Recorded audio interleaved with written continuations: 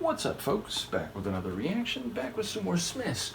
And we're on to the final folder of non-album tracks provided by Daisylusion. Once again, big shout out to you.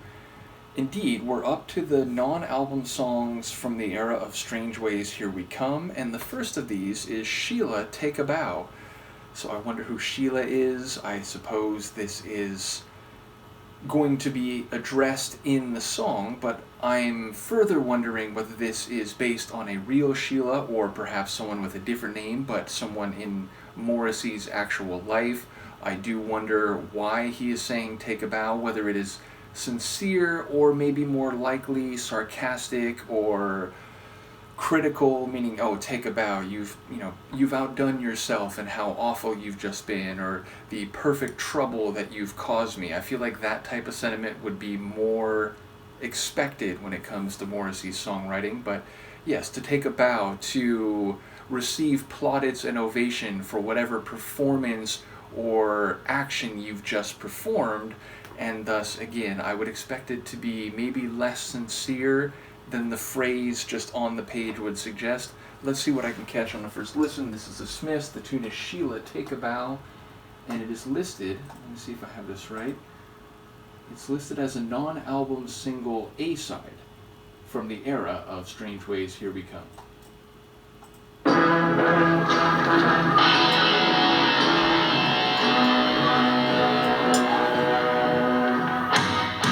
Is it wrong to want to live on your own?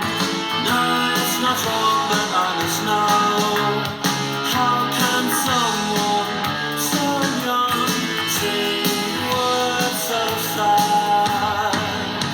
Sheila take a bow. Put the grime of this world in the crotch, dear, and don't go home tonight. Come out and find the one that you love and who loves you. One that you love and who loves you.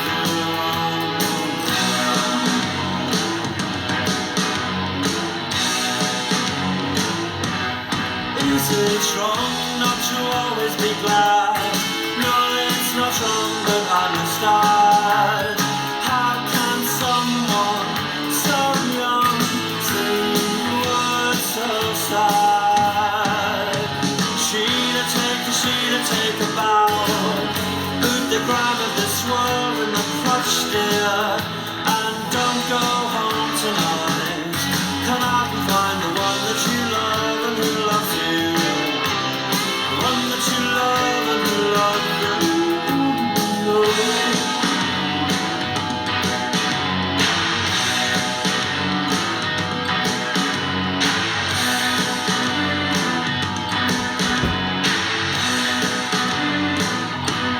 Take my hand and off we stride.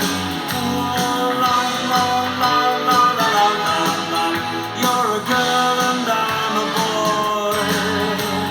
La la la la la la la la. La la la la la la. Take my hand and off we stride. Oh, la la la la la la la la. I'm a girl and you're a boy.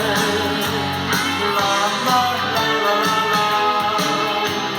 La la la la la la. Sheila take a bow. La la la la la la la la. Throw your homework onto the fire. Come out and find the one that you love. Come out and find the one you love. Wow. So sonically, it's more or less in what I would call typical Smiths territory. I suppose you can hear a bit of a difference from the earliest stuff, though less different than at least several of the tunes on the album Strangeways compared to the earliest stuff. Nevertheless, again, it feels like it's more or less clearly, identifiably Smith style sonically. Lyrically, I'm intrigued a bit. Like, first, okay, the lyric, you're a girl, I'm a boy, la la la la la, is one of the funniest things I've ever heard. Secondarily, it sounds like maybe she's a musician or a songwriter, because it's like he's saying, how could someone so young sing words so sad? So it's like she's singing miserable, pained or melancholic songs or lyrics, or at least maybe poetry. But yeah, it's like she's artistically conveying sentiments that seem sadder than someone her age could possibly feel. This idea that, like, oh, you're so young, like, how much heartbreak could you have had already? But yeah, it seems like that's kind of the message. And that line near the end, like, throw your homework on the fire, again, it suggests someone who's young. Even if you're in university, where you don't typically refer to it as your homework, it's more like, you have assignments that you're working on, that, there's essays that you're writing, or a thesis, whatever. But even university, compared to adults who are in their fourth and fifth and sixth decades, it's still seen as like, oh, you're so young, you haven't really gone out and felt what the adult world is like yet. So it seems like part of the message here is just that like, forget these assignments, forget what, you're supposed to be doing, go out and find the one who loves you and the one you love, which, again, is that the same person? Is that a hypothetical person or like a theoretical person?